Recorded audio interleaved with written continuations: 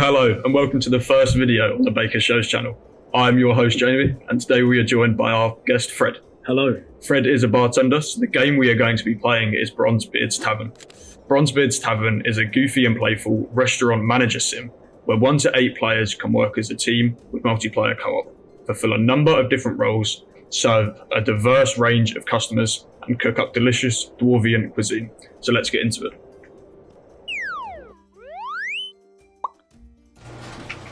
So the way this is going to work is before we start a day of the game and we are setting up, I'm going to ask Fred some opening questions about bartending. After that, in each in-game day, there'll be a different segment where I will throw a twist on a conventional interview. First question is, what is your favourite drink to make and why? Favourite drink to make, I reckon, is an espresso martini. I think they have to be my favourite, just because they are a beautiful drink to make, and frankly, they do taste quite nice. All right. Sounds good. What do you hate most about bartending? Ooh, that is a good question. I think the thing I hate most is the cleaning. Like spilling drinks and then to clean that up. You know, there's lots of deep cleaning jobs you have to do to ensure that the bar is as clean and hygienic as possible. So what about cleaning the glasses? And is it just glasses you clean, or do you have to clean saucers? Or? We don't have to do the saucers. The saucers get sent to KP, but glasses are actually quite fun. To be fair, obviously we stick them in the glass, watch them pull them out, and feel like a proper old-fashioned bartender when you're polishing the glass behind the bar. All right. So you don't hate polishing the glasses? No, polishing the glasses is alright. Next up, have you ever made any particularly weird drinks that stood out to you? I have made a dry cappuccino before. That's probably the weirdest one. Dry cappuccino? Yes, a dry cappuccino. It's basically where the froth on the cappuccino and the coffee kind of like is layered on top of each other, so it doesn't actually mix. So that's really weird. Yeah, it's very interesting. You have to spoon the froth onto the coffee so it doesn't like all combine into one. Have you made that multiple times or just once? I've made it twice, which is weird. The fact that I had to make it twice. Oh. Same person or different people? Different day. 2 days in a row, actually, which is rather bizarre. And different people both times. That's really weird. Yeah. This is a good one. What is the craziest thing you have seen while working as a bartender? Craziest thing? Something out of the ordinary. Out of the ordinary. That is a good question. I reckon I've seen some interestingly dressed people. There have been some bizarre looking folk that come into the bar. I think the one that stands out, there was some really, really tall gothic man, and he was wearing almost like a vampire costume. Was the only way I can describe it. How tall?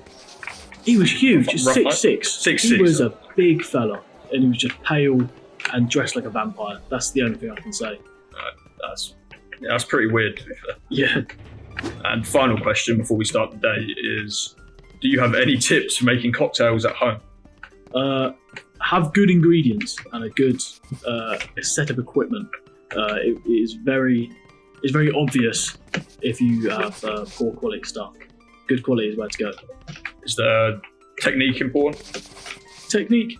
To be honest, technique is just part of the process. You've got to learn. But having fun is the most important bit about it. You know, you're making a drink, you've got to enjoy your drink. If you're slaving away trying to make it, it's going to depreciate the enjoyment of the drink. Have you learned any of the fancy shakes yourself? Nah, not yet. I want to. They do look very cool, but I do want to get into the fancy stuff. Yeah, I think we're ready for the first day.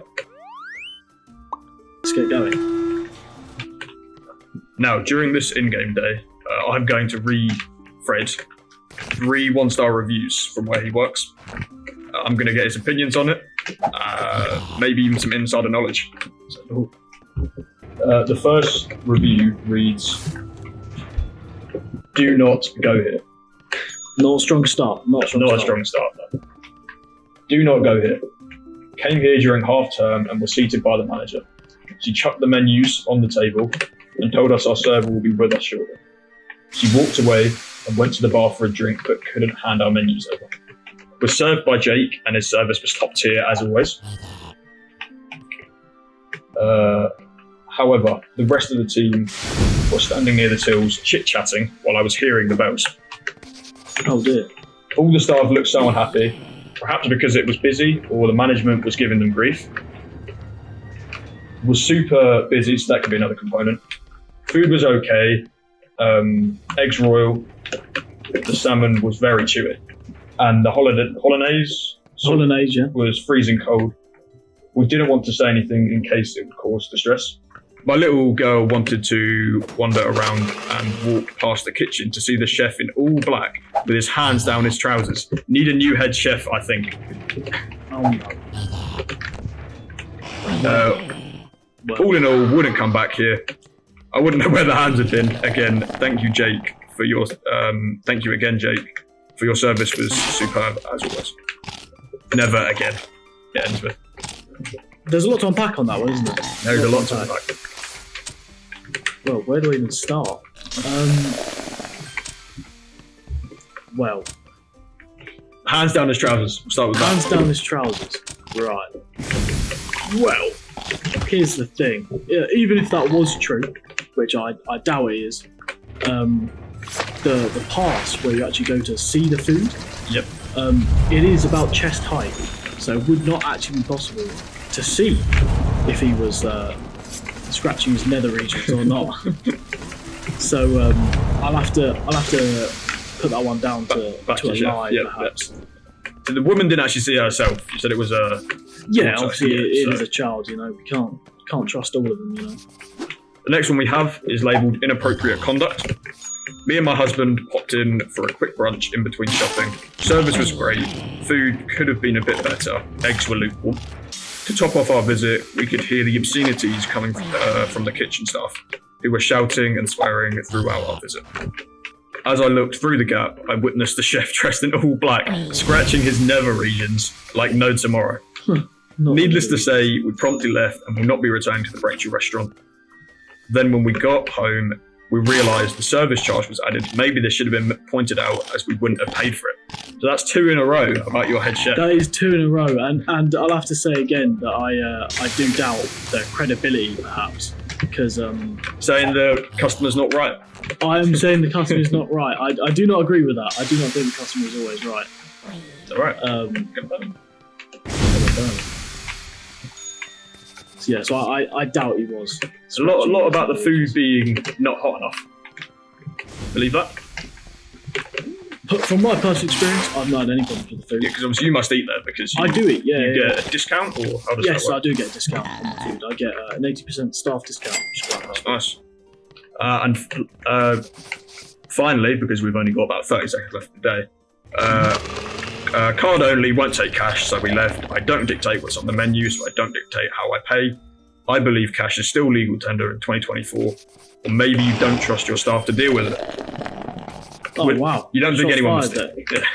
Well, we have been cashless for quite a while. Many restaurants nowadays are switching off cashless onto cashless even because of just simplicity. It means quicker service, better service, and it is still legal tender, and we do sometimes sort of accept cash in certain conditions. That marks the end of day 1.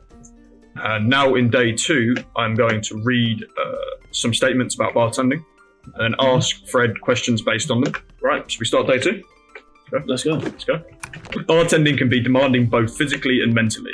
So based on that, do you find it personally more physically or mentally challenging, or does it depend on factors like how busy it is? I think it's more like to be mentally challenging, I would say. Physically, it's not that bad. You know, I'm not doing as much walking as your typical waiter, so I have a lot less distance to travel, so at the end of the day my feet aren't hurting as much as some others. But mentally, obviously, you've got to make sure that your quality of product is still good. Your speed as well. Speed is one of the more important things where you've got to sort of push through. But generally speaking, I'd say more mentally challenging. More mentally, okay. Next up, we have every cocktail has a story. Do you agree with that? Oh, I think every cocktail that's been made probably has a story with it. I can't say I've got a story with every cocktail. However, there are a few that I can name that I've had an experience or two with. Any ones that stick out that were particularly difficult to make? Or? Ooh, we did have one cocktail, and it was my first time making it, and I had to make 3 of them at once, which was not ideal. I ended up accidentally throwing it all over the worktop. And the cleaning which you hate. Yeah. Yep, and more cleaning during a busy Christmas service, which was Christmas. How close it was it to Christmas? It was 2 weeks out from Christmas, which wasn't fun. So we were quite busy. That is rough. Right, take this crude snack, chuck it through. Speed and accuracy are paramount when bartending. Do you agree with that, or does it depend on different factors? Speed is definitely important. Bringing the food out as quick as possible, so that people can enjoy it. They're there for a meal, there for a drink. You want to give it to them as quick as possible. So you don't believe that's true? You think that speed is more important than accuracy? Ooh, accuracy is also important, to be fair. However, sometimes people don't actually realise what they're drinking half the time. Not saying I'm, being sneaky or anything. However, accuracy is also important. But I think speed sometimes is more important. You think if you do mess up slightly, they wouldn't notice? Yes. Yeah. It's about the size of the mistake. I think it is. Okay, so let's say you put half the, liquor of what you're supposed to put in it. You reckon they'd notice compared to the mixer? Oh, yeah, I reckon they would notice. I reckon you'd have to have a check there. Maybe a rebatch might have to be in order. All right. I have no other statements, but just trying to think if there is any other questions that viewers might want to hear. So you said accuracy is important. Yes. Speed is also important. I was surprised you said it wasn't physically challenging due to the fact that bartenders don't typically sit down. Or is that something? Yes, I do stand up for all of my shifts. I very rarely get a chance to sit down. What's the longest you had to go standing up on a shift? Ooh, I've been in the 6-7 hour mark, I reckon, before sitting down. But you can just become accustomed to it, really. You must just build endurance, right? Yeah. My legs have become a lot stronger than they were. Yeah, but it wouldn't be your lower back that would hurt after that. We've been taught proper lifting techniques, obviously, when we're restocking drinks and that sort of thing. But all in all, I wouldn't say it's that physically challenging. How often do you restock the drinks, or do you not really do that? Restock every single day. That is one of our closing jobs, and it's not my favourite, to say the least. Do you prefer an opening or a closing? I prefer a closing, personally. The mornings, a lot of coffee's going around, and it's not. Is it less busy? Does that have something to do with it, or? Well, a busy close has a lot more people than a busy open, but generally speaking, closes have less people, so it's a bit more quiet, a bit more time to focus on. Surprised at that, because I thought that dinner would be popular. Or is it just where you work that breakfast is? I think it's just where I work that breakfast. There's not many in the surrounding area that do breakfast at the same time as we do. All right. Ooh. Some big footsteps.